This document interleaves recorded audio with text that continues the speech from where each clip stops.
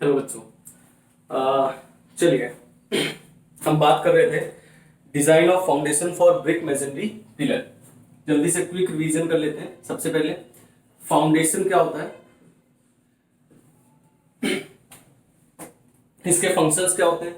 सबसे पहला फंक्शन तो होता है कि जो लोड है आपके पिलर पर, जो लोड आने वाला है उसको लार्जर एरिया में स्प्रेड करता है फाउंडेशन, है ना। क्यों स्प्रेड करता है? ताकि जो प्रेशर है वो ज्यादा नहीं हो, safe bearing capacity of soil के, है ना। इसको थोड़ा सा एक दो लाइन में और समझाता हूं मैं। Safe bearing capacity of soil, okay.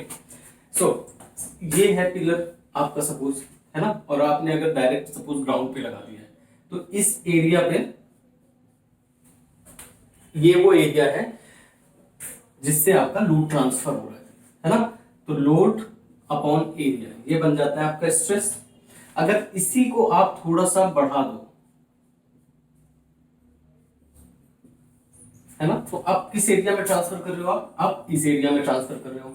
Area बढ़ जाएगा तो स्ट्रेस कम हो जाएगा, ठीक है। और ये स्ट्रेस किससे ज्यादा नहीं हो सकता है, आप इसको ज्यादा नहीं होने दे सकते safe bearing capacity of soil के।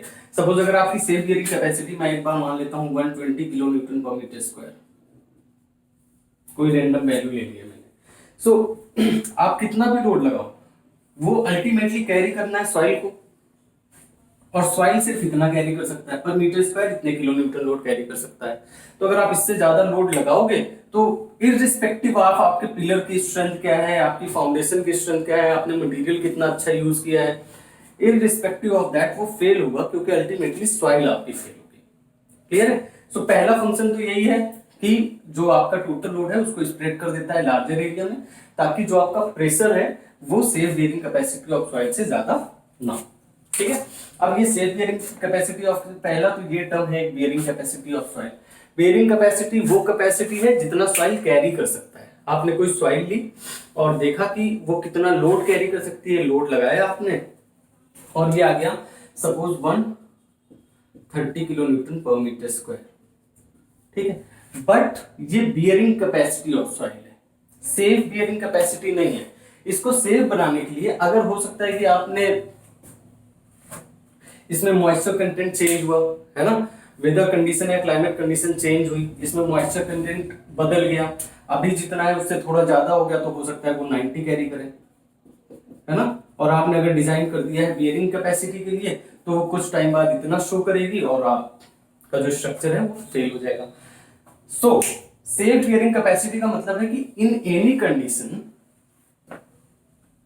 जो सॉइल है वो कुछ amount of bearing capacity show करेगी, है ना। मतलब कि कोई भी कंडीशन हो जाए, सपोज ये 70 से कम नहीं शो करती है, अगर सॉइल है एक पर्टिकुलर सॉइल है तो कम से कम वो इतना तो शो करेगी ही करेगी।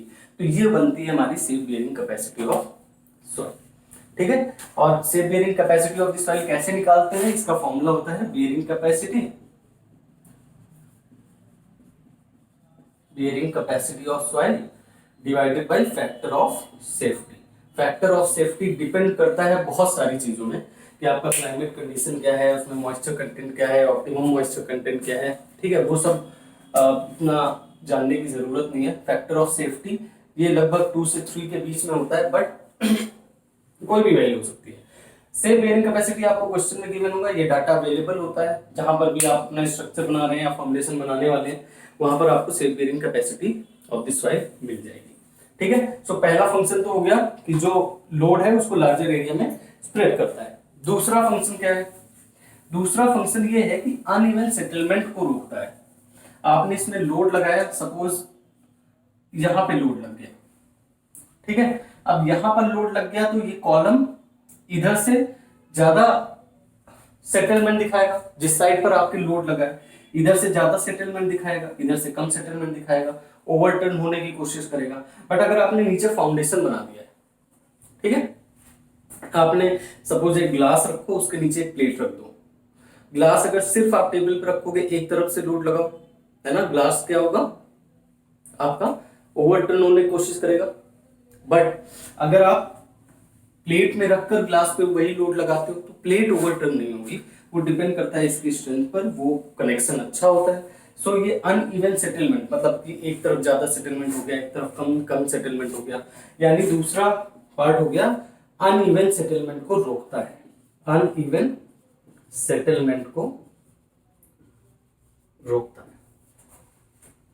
ठीक है, तीसरा फंक्शन क्या है, एक लेवल प्रोवाइड करता है जहां से आप अपना स्ट्रक्चर स्टार्ट कर सकें, है ना। एक हार्ड यहां पर आप पीसीसी बनाते हैं, ये पीसीसी होता है, तो एक हार्ड लेयर आपको मिल जाती है जहां से आप अपना स्ट्रक्चर बनाना स्टार्ट कर सकते हैं। तो ये कुछ फंक्शन है जो फाउंडेशन में होते हैं। सबसे मेन फंक्शन यही है कि जो आपका टोटल लोड होता है या जो प्रेशर बन रहा होता है आपका लोड की वजह से, उसको लार्जर एरिया में स्प्रेड करता है।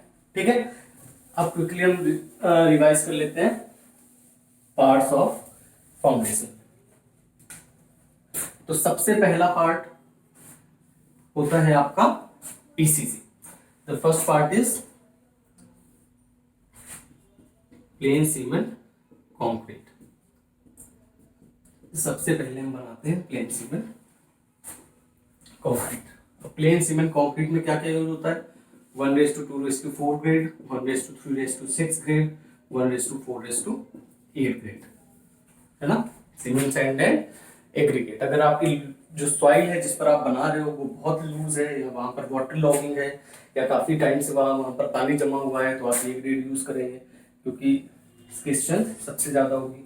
अगर आपकी नॉर्मल सॉइल है, सॉइल की स्ट्रेंथ ठीक है, तो आप ये ग्रेड यूज करेंगे।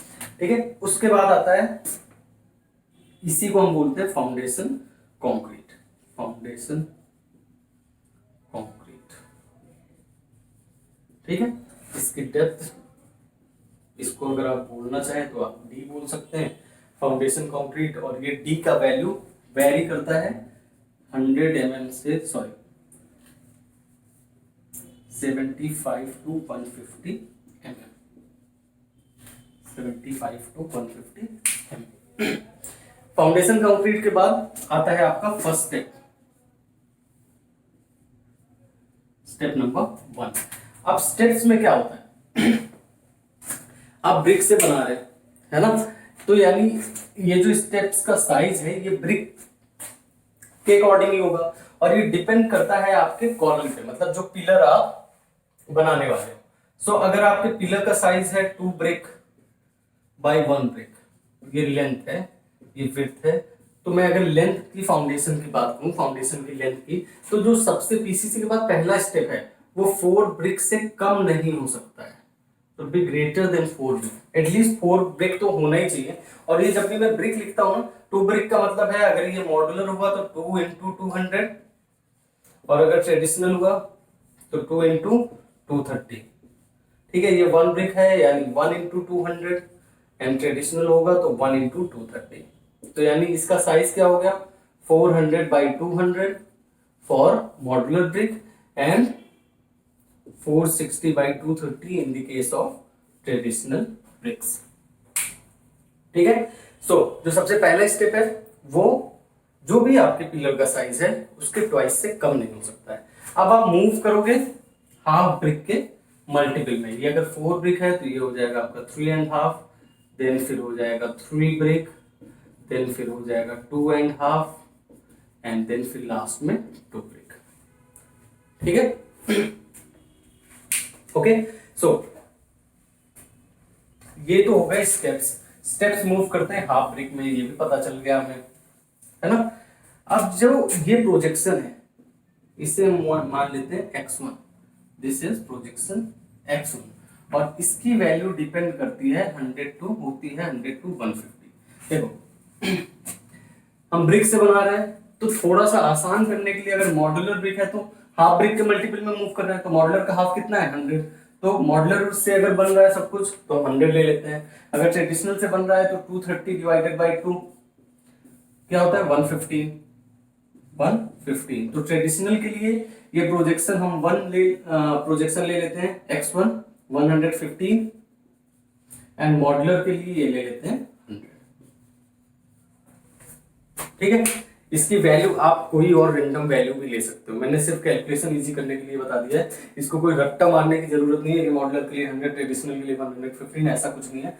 आप जो भी वैल्यूज हैं आप 100 से 150 के बीच की कोई भी वैल्यू एज्यूम कर सकते हैं। ओके, हाँ, अब यहां से ऊपर पिलर होगा, ये आपका पिलर होगा 2 ब्रिक का। सो जो भी आपका ग्राउंड लेवल है वहां से यहां तक की जो डेप्थ होती है उसे हम बोलते हैं depth of the foundation, DF। ठीक है, और ये in any case can not be less than 500। DF can not be less than 500 mm से कम नहीं होगी। आप कैलकुलेट करोगे, अगर 500 mm से कम आती है तब भी आपको 500 mm तो प्रोवाइड करना ही करना है।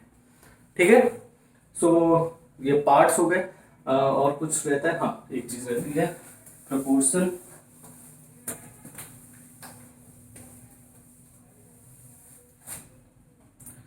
सपोज ये आपका पिलर है ना, दिस इज 2 ब्रिक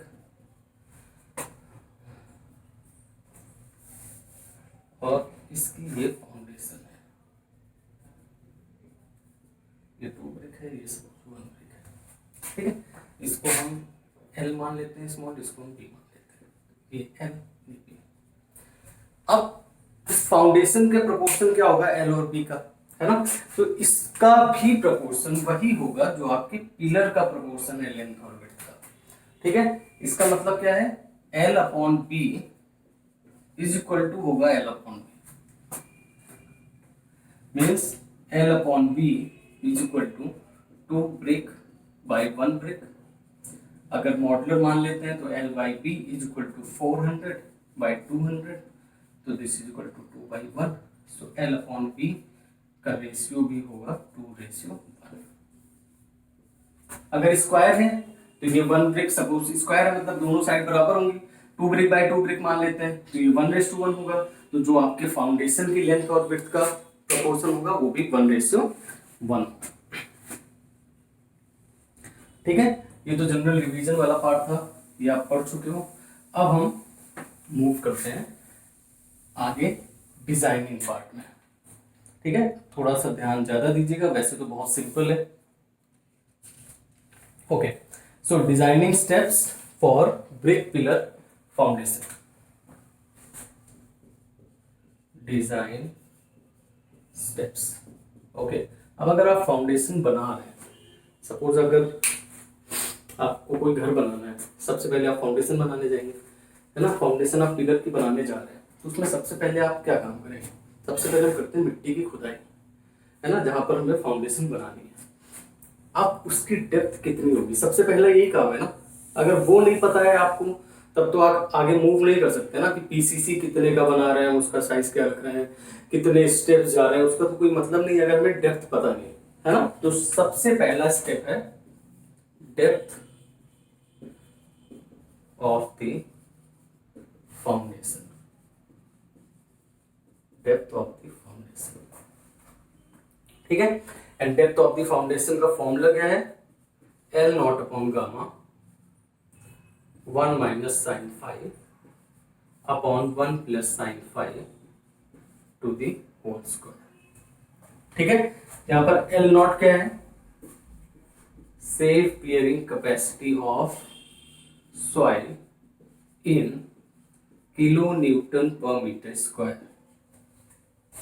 अगर ये नहीं दिया है प्रिस्क्राइब्ड यूनिट में तो आपको चेंज करना पड़ेगा इस यूनिट में। Suppose newton per mm square में दिया हुआ है तो आपको उसे kilo newton per metre square में चेंज करना पड़ेगा। Gamma is unit weight of soil in kilo newton per metre cube. Okay, unit weight of the soil kilonewton per meter cube, and phi is angle of repose, angle of repose, और इसी को हम बोलते हैं angle of internal friction, है ना, angle of internal friction usually 30 degree होता है। मोस्ट ऑफ द सॉइल के केस में वैसे वेरी करता है 30 degree to 45 degree, but usually हम 30 डिग्री लेते हैं क्योंकि 45 तो हमारा सीयर प्लेन होता है। सो हम उस प्लेन पे अपना एंगल ऑफ रिपोज नहीं लेते हैं, सो यूजुअली कंसीडर करते हैं 30 डिग्री। ओके, और ये जो सारा डाटा है ये आपको पता होगा, आपको सिर्फ वैल्यूज पुट करनी है और डेप्थ ऑफ द फाउंडेशन निकाल लेनी है। और अगर डेप्थ ऑफ द फाउंडेशन आपको पता ही है, can not be less than 500 mm। अगर 500 mm से कम आती है तो उसे आप 500 mm कंसीडर करेंगे। Okay, that is step number 1।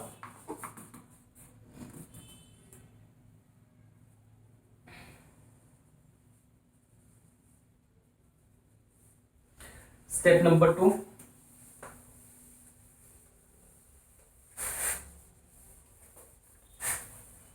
step number 2 is design load. Step number 2, design load. अब ये थोड़ा सा समझने वाली बात है। Step number 2 and step number 3 थोड़ा समझने वाली बात है, बाकी तो बहुत आसान है। अब देखो, हमें ये देखना पड़ता है कौन कौन से लोड आएंगे फाउंडेशन में। मैं एक छोटा सा यहाँ पर डायग्राम बना देता हूँ।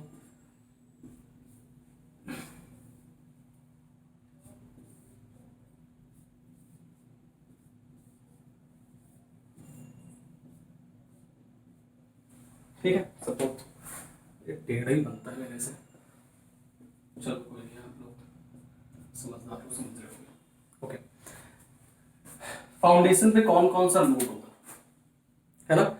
सबसे पहला लोड, फाउंडेशन के ऊपर जितना भी लोड होता है,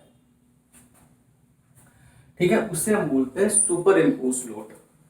ठीक है, ये आपका पिलर है, पिलर से लोड आ रहा होगा यहाँ पर, तो यहां से ऊपर भी तो कुछ लोड होगा यार, इसके ऊपर आपने बीम डाली होगी, बीम के ऊपर स्लैब होगा, स्ट्रक्चर होगा, तो जो भी हमारे जिस भी हम स्ट्रक्चरल मेंबर की बात कर रहे हैं उससे ऊपर जो भी लोड है ना, वो क्या बन जाएगा हमारे लिए, सुपर इम्पोज लोड। मतलब वो इम्पोज्ड है इस स्ट्रक्चर पे, है ना, जिस पे हम बात कर रहे हैं। तो सबसे पहले आता है, इसमें 3 लोड आते हैं। सबसे पहले W1 is super imposed load, ठीक है। फिर W2 super impose load pillar पे आया, है ना, तो पिलर से सुपर इम्पोज लोड तो आ रहा है, पिलर का भी लोड है, क्या है, पिलर का भी लोड है। ओके, तो सेल्फ वेट ऑफ पिलर,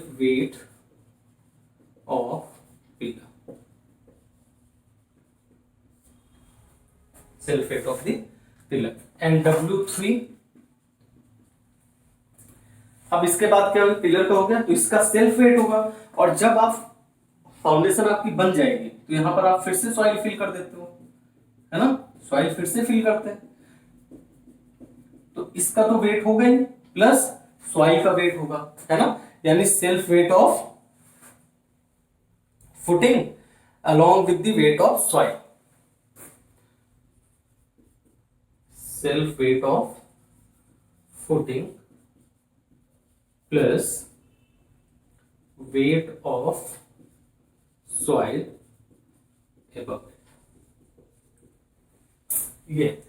ये आपके 3 लोड होते हैं। तो जो टोटल लोड आपका बनता है जाके W is equal to W1 plus W2 plus W3, ये बनता है आपका टोटल लोड। ठीक है, सो डिजाइन लोड की अगर आप बात करेंगे तो कौन कौन से लोड होते हैं, W1, और इसको ऐसे रट्टा नहीं मानना है, आप ध्यान से समझो क्या है ना। अगर मैं ये बोलता हूं कि मुझे ये डिजाइन करना है, हैंड डिजाइन करना है, ठीक है, तो हैंड डिजाइन करने के लिए क्या है, इसके ऊपर जो भी लोड अगर लग रहा है तो वो क्या हो जाएगा, सुपर इम्पोज लोड, प्लस इसका खुद का वेट भी। इसके नीचे वाले लेयर में अगर मैं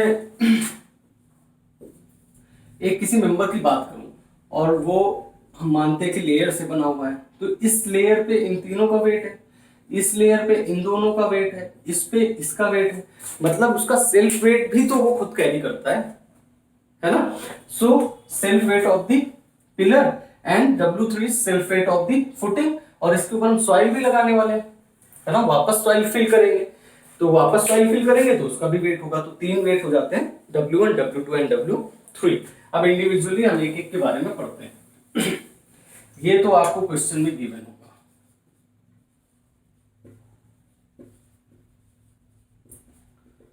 गिवन है क्वेश्चन, ठीक है। सुपर इम्पोज लोड, क्योंकि ये कैलकुलेट करने के लिए आपको पूरा स्ट्रक्चर आना चाहिए, जो अभी सेमेस्टर में शायद आपने नहीं पढ़ा है, तो ये आपको क्वेश्चन में गिवन होगा, super impose load W1। Self weight, मैं सेल्फ वेट की बात करता हूं सिर्फ, चाहे वो पिलर हो, चाहे वो बीम हो, चाहे वो स्लैब हो, किसी का भी आपको सेल्फ वेट निकालना है तो आप निकाल सकते हो वैसे। ओके, डेंसिटी क्या बताता है? डेंसिटी बताता है कि पर एक यूनिट वॉल्यूम में कितना मास है ना। मतलब अगर आपको डेंसिटी पता हो तो आप क्या बता सकते हो, सपोज आपको डेंसिटी पता है 20, तो इसका मतलब आप क्या बता सकते हो कि 1 मीटर क्यूब वॉल्यूम में 20 केजी का मास है, ठीक है। अगर मैंने आपको बोला है कि सेम मटेरियल है और उसका वॉल्यूम है 6 मीटर क्यूब, तो बताइए मास कितना होगा, तो आप कहोगे सर 20 इंटू 6 120 केजी, क्योंकि 1 मीटर क्यूब में अगर 20 केजी था तो 6 मीटर क्यूब में 20 इंटू 6 हो जाएगा। कैसे निकाला आपने?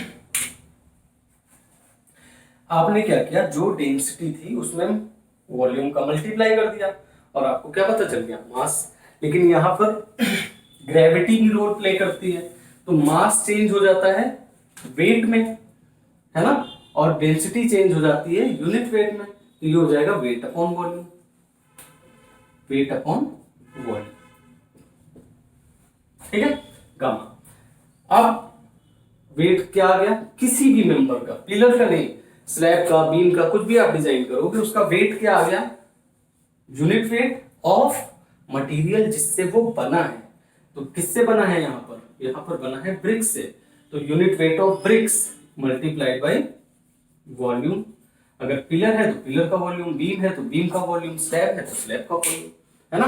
तो चलो W2 की बात करते हैं। अब यहां पर आपको याद करना है, ब्रिक का यूनिट वेट होता है 18 kilo newton per metre cube, ठीक है। पीसीसी का होता है 24 kilo newton per metre cube, RCC का होता है 25 kilo newton per metre cube, ठीक है। और ये अगर दिया हुआ है, ये याद है आपने, लेकिन जो आपने पहले स्टेप में यूनिट वेट रखा है वो सॉइल का है, ब्रिक का नहीं है, ये याद रखना, बहुत बार कंफ्यूजन होता है। जो L0 अपॉन गामा है, वहां पर गामा सॉइल का यूनिट वेट है, ये ब्रिक का यूनिट वेट है ना। कभी कभी सेम दिया होता है कि gamma of soil is equal to 18, है ना, फिर कंफ्यूज हो जाते हो, सेम है तो गलती नहीं होगी, बट कंफ्यूज मत होना, ये वैल्यू अलग हो सकती है, ये हमेशा 18 ही रहेगी। ओके, सो पिलर का अगर आपको साइज पता है, सपोज पिलर है आपका 2 ब्रिक बाई 1 ब्रिक और इसकी हाइट है 3 मीटर, तो क्या आप self weight of the pillar निकाल सकते हैं? बिल्कुल निकाल सकते हैं सर। गामा ऑफ ब्रिक कितना है 18, 2 ब्रिक मतलब अगर मॉड्यूलर है तो 400 बाई 200, बट यहाँ पर वैल्यू आपने मीटर में पुट किया है तो 0.4 इंटू 0.2 मल्टीप्लाइड बाई 3, जो भी आएगा वो क्या हो जाएगा, self weight of the pillar, ठीक है। अब W3, अभी आपने फुटिंग तो डिजाइन नहीं किया है ना, क्योंकि अभी तो स्टार्ट किया आपने, लोड नहीं पता चलेगा तो फुटिंग डिजाइन नहीं होगी, और फुटिंग डिजाइन नहीं होगी तो self weight of the footing कैसे आएगा। तो इसके लिए हमारे पास एक एजम्पशन है ना, ये एजम्पशन है, बाद में चेक करेंगे, अगर सेफ आता है तो ठीक है। W3 होता है आपका 20% of W1 plus W2, 20% of W1 plus W, ठीक है। W1 क्वेश्चन में गिवन है, W2 आपने कैलकुलेट कर दिया है, और W3 20% of W1 plus W। तीनों को ऐड कर देंगे, W1 plus W2 plus W3, ये हो जाएगा हमारा डिजाइन लोड।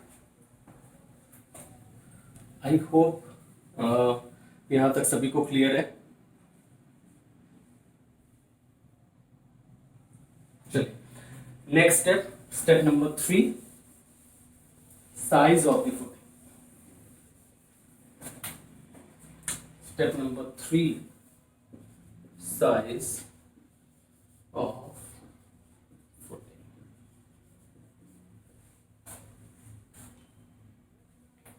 ठीक है, बस मैंने बोला था सेकंड और थर्ड स्टेप्स थोड़ा समझने वाले हैं, बाकी तो आसान है। अब आ जाते हैं थर्ड स्टेप में, समझने का क्या है देखिए। पहले मैं लिख देता हूं, size of the footing will be larger of number 1 size by calculation, size by calculation, and number 2 size by stability।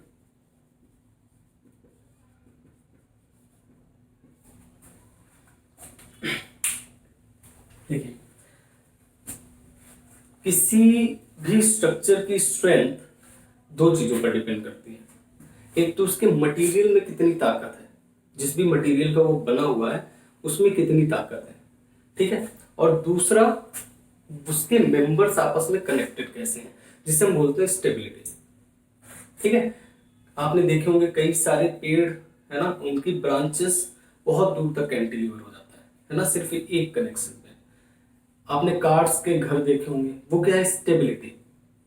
अब स्टेबिलिटी तो है, वो स्ट्रक्चर तो है, पर क्या वो लोड कैरी कर सकता है? उसकी लोड किस पर डिपेंड करेगी? उसकी लोड, उसका जितना भी लोड वो कैरी कर सकता है वो डिपेंड करेगा कि उन कार्ड की स्ट्रेंथ कितनी है। ठीक है, दूसरा किस पर डिपेंड करेगा कि वो जो कनेक्शन है जहां से स्टेबिलिटी बनी है, ठीक है, वो कनेक्शन कितना लोड ले सकते हैं। मतलब सपोज उसकी मटेरियल की स्ट्रेंथ के हिसाब से वो कुछ लोड ले सकता है 100, देन स्टेबिलिटी के हिसाब से लोड ले सकता है 50। ठीक है, अगर आपने 50 के लिए डिजाइन किया, अगर आपने 50 के लिए डिजाइन किया, ठीक है, तो जैसे ही कैलकुलेशन वाला 50 के लिए डिजाइन किया, मतलब आप 50 से ज्यादा लोड कभी लगाओगे नहीं, ठीक है, वो सेफ रहेगा। लेकिन अगर आपने 100 के लिए डिजाइन किया है, अगर आपने 100 के लिए डिजाइन किया है तो क्या होगा, स्टेबिलिटी में वो फेल हो जाएगा। ओके, और स्ट्रेंथ आप कैसे दे सकते हो, है ना, सपोज आपको फाउंडेशन की स्ट्रेंथ बहुत ज्यादा बढ़ानी है, आपके पास क्या तरीके हैं? आपके पास एक ही तरीका है, मटेरियल। मटेरियल जितना ज्यादा एरिया करोगे आप, उतनी ज्यादा स्ट्रेंथ बढ़ती जाएगी, है ना। यही तो एक तरीका है सिर्फ, और कौन सा तरीका है? आप जो भी स्ट्रक्चर बना रहे हो, बीम बना रहे हो, कॉलम बना रहे हो, पिलर बना रहे हो, या फिर आप फाउंडेशन बना रहे हो, सब में स्ट्रेंथ किसकी है? मटेरियल की है। तो हम दो तरीके से, एक तो कैलकुलेशन से पता चलता है। कैलकुलेशन से क्या होता है, बहुत सिंपल सा फॉर्मूला है, स्ट्रेस इज इक्वल टू क्या होता है, लोड अपॉन एरिया। लोड आपने निकाल लिया है लास्ट स्टेप में, W। स्ट्रेस कितना मैक्सिमम स्ट्रेस ले सकते हो आपको पता है। Safe bearing capacity of soil से ज्यादा स्ट्रेस आप दे सकते हो क्या? नहीं दे सकते हो। तो मैक्सिमम स्ट्रेस कितना होगा, safe bearing capacity of soil, ये हो जाएगा SBC, है ना। ये पता है, ये पता है, यहां से क्या आ जाएगा, फुटिंग का एरिया। बस ये कैलकुलेशन से निकलता है, तो इसे हमने बोल दिया साइज बाय कैलकुलेशन। अब साइज बाय स्टेबिलिटी क्या होता है? ये आपने फाउंडेशन जो अपनी बनाई है ना, उसकी अपनी एक स्टेबिलिटी है। आपने स्टेप्स बनाए हैं, है ना, उन स्टेप्स की एक स्टेबिलिटी है। तो अगर मुझे ये साइज निकालना है तो मैं कैसे निकालूंगा? ये साइज निकालूंगा, यहाँ पर जो साइज होगा, सपोज 1 ब्रिक का कॉलम है तो ये हो जाएगा 2 ब्रिक। ये प्रोजेक्शन हमने माना था X1, तो L की वैल्यू क्या हो जाएगी, 2 brick plus X1 plus X1। है ना। अब यहाँ से एल और यहाँ से एल को कंपेयर कर लेंगे, जिसमें से भी ज्यादा होगा विल बी लार्जर ऑफ, जिसमें से भी ज्यादा साइज आ रहा होगा, है ना, क्योंकि हमें तो सेफ्टी चाहिए ना, दोनों में से किसी में फेल ना हो। अगर हमने लार्जर एरिया प्रोवाइड किया है तो जो आपका स्मॉलर पार्ट है वो ऑटोमेटिकली सेफ होगा, है ना। तो इसीलिए हम दोनों कैलकुलेट करते हैं, उनमें से जो लार्जर एरिया आ जाता है वो हम प्रोवाइड कर देते हैं। ठीक है, अब मैं थोड़ा सा डिटेल में आपको समझा देता हूं। सबसे पहले साइज बाय कैलकुलेशन।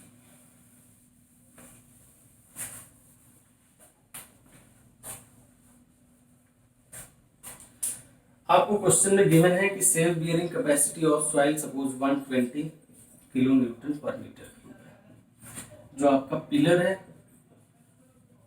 वो है 2 ब्रिक बाय 1 ब्रिक।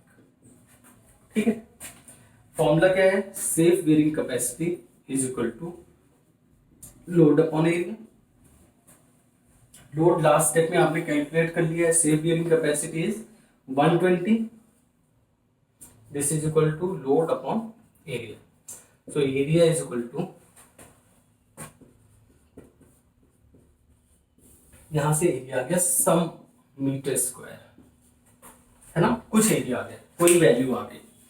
अब यहां से आपको क्या दिख रहा है, अगर पिलर, हमने क्या बात की थी, प्रोपोर्शन कैसा रहेगा, अगर पिलर हमारा रेक्टेंगुलर है तो हमारी फुटिंग भी रेक्टेंगुलर बनेगी, अगर हमारा पिलर स्क्वायर है तो हमारी फुटिंग भी स्क्वायर होगी। मतलब यहां से जो एरिया आया है सो L इंटू पी, क्योंकि रेक्टेंगल होगी तो L into b is equal to that area, है ना। अब L इंटू बी कैसे निकालोगे, हम ये भी बात कर चुके हैं कि length of the footing and width of the footing का वही रेशियो होगा जो length of the column, sorry pillar, and width of the pillar, और इसका रेशियो कितना है 2:1। So L upon b is equal to 2/1। So L is equal to 2b, यहाँ पर पुट कर दीजिए तो 2b square is equal to that much area. तो यहाँ से हमारे पास b की वैल्यू आ जाएगी, b की वैल्यू से हम b की वैल्यू कैलकुलेट कर लेंगे। यहाँ से हमारे पास एक साइज आ गया, size from calculation that is L by b।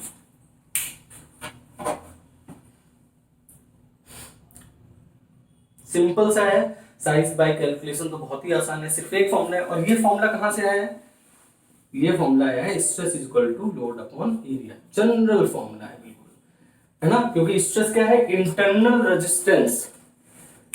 Resistance by any member, है ना। आपने प्रेशर लगाया, उसका इंटरनल रेजिस्टेंस आया, वो क्या है, स्ट्रेस। तो ये समहाउ प्रेशर है, प्रेशर बस एक्सटर्नल होता है, स्ट्रेस इंटरनल है ना।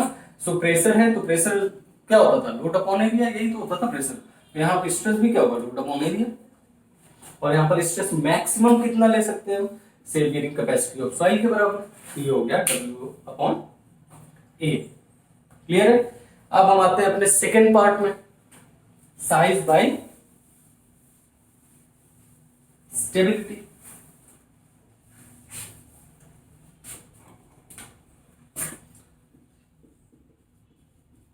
साइज बाय स्टेबिलिटी, ओके, ठीक है। ये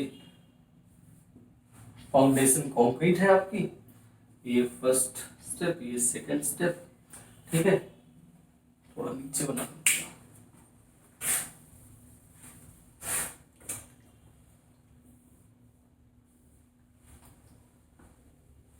क्या ज्यादा ही नीचे हो गया।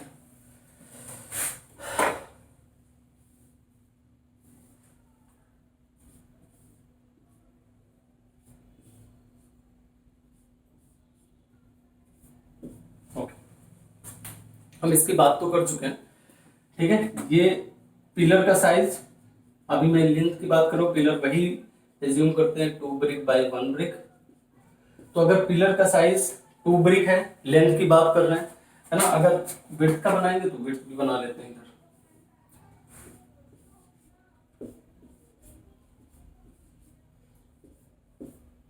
विड्थ में हो जाएगा ये 1 ब्रिक, ठीक है।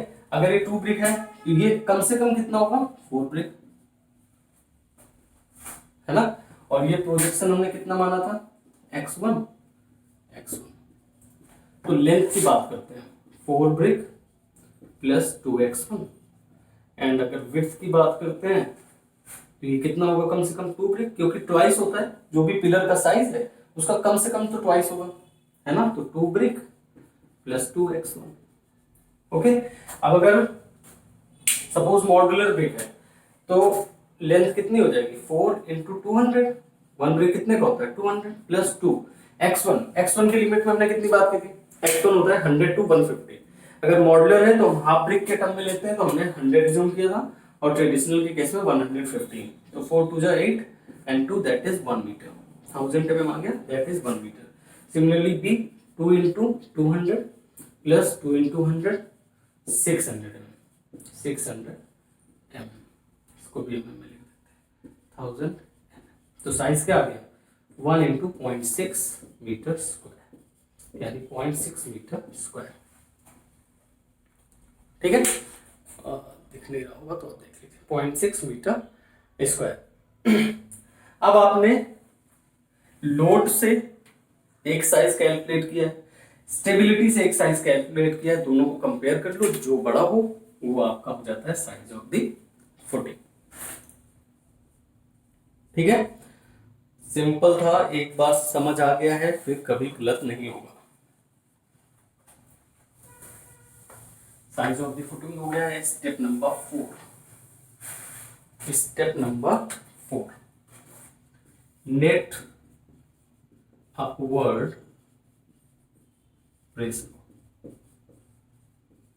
Net upward pressure.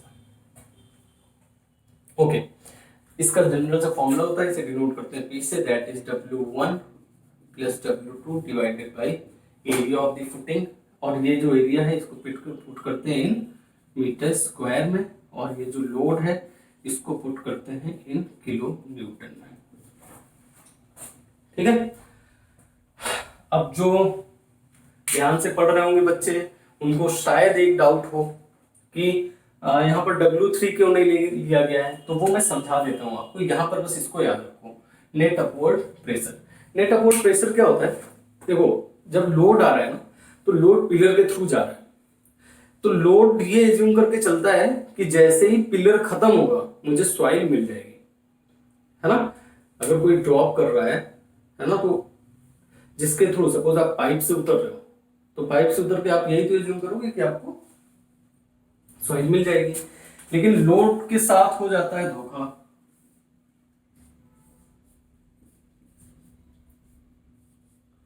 सपोज ये ऐसे कुछ बना हुआ है ना, कौन सी ऐसी शक्ति है जो मुझसे टेढ़ा ही डायग्राम बनवाती है। चलो कोई नहीं, यहां से लोड है, लेकिन होता क्या है, जैसे ही फाउंडेशन आ जाता है ना, तो फाउंडेशन लोड को रिपेल करता है ऊपर, एक झटका देता है ना, जिसे हम बोलते हैं net upward pressure. Net upward pressure मतलब एक सपोर्ट, जैसे लोड गिर रहा है ना, ऐसे नीचे आ रहा है लोड, तो इसको सपोर्ट देता है ताकि बैलेंस हो। ठीक है, इसे हम बोलते हैं नेट अपवर्ड प्रेशर। और ये कहां पर लगता है, फेस ऑफ द कॉलम। जैसे ही कॉलम का फेस खत्म होता है, कॉलम और फाउंडेशन के फेस पे, यहां से कॉलम जुड़ा हुआ है तो ये फाउंडेशन स्टार्ट हो रहा है, कॉलम खत्म हो रहा है, फाउंडेशन स्टार्ट हो रहा है, उस फेस पे लगता है हमारा net upward pressure.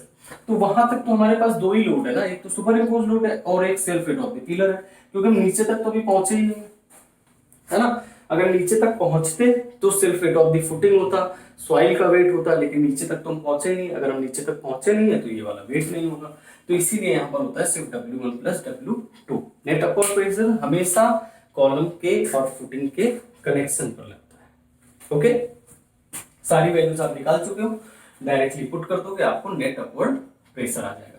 And the last step is depth of, या फिर जिसे कह सकते हैं थिकनेस ऑफ फाउंडेशन कंक्रीट। ये है हमारा फाउंडेशन कंक्रीट, इसकी थिकनेस निकालते हैं।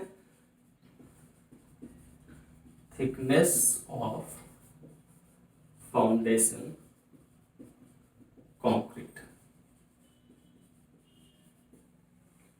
ठीक है, थिकनेस ऑफ फाउंडेशन कंक्रीट। और इसका फॉर्मूला होता है D is equal to √6P। P है नेट अपवर्ड प्रेशर, X है प्रोजेक्शन, जो आपने थर्ड स्टेप में एज्यूम किया है P x square into 10⁻³ divided by 2 mr। P net upward pressure है जिसकी वैल्यू हमें पुट करनी है kilo newton per metre square में। एक्स आपका प्रोजेक्शन है जिसकी वैल्यू आपको पुट करनी है मीटर में, और एम आर है आपका मॉडुलस ऑफ रप्चर। ये आपने मॉडुलस ऑफ रप्चर, इसकी वैल्यू आपने पुट करनी है न्यूटन पर mm स्क्वायर। ठीक है, ये डिपेंड करता है कि आपका पीसीसी क्या है, ग्रेड ऑफ कंक्रीट पर आपका डिपेंड करता है मॉडुलस ऑफ रप्चर। मैं दिखा देता हूं। अगर आपका पीसीसी, यहाँ पर पीसीसी नीचे दिखेगा, इधर लिख लेते हैं।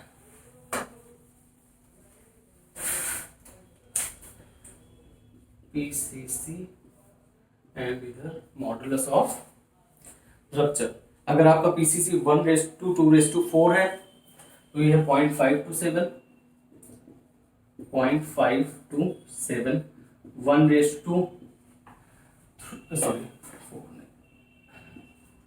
1:3:6 है तो 0.352, 0.352 एंड 1:4:8 है तो ये होता है 0.246।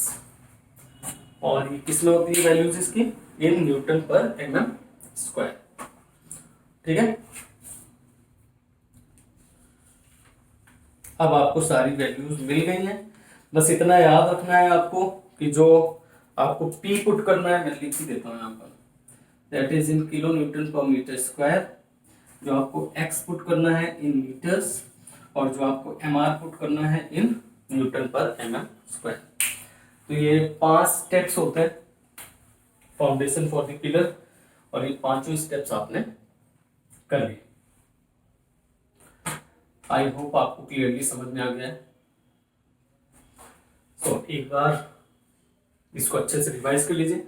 नेक्स्ट क्लास में हम देखेंगे numerical problem for design of foundation of brick masonry pillar. Thank you guys.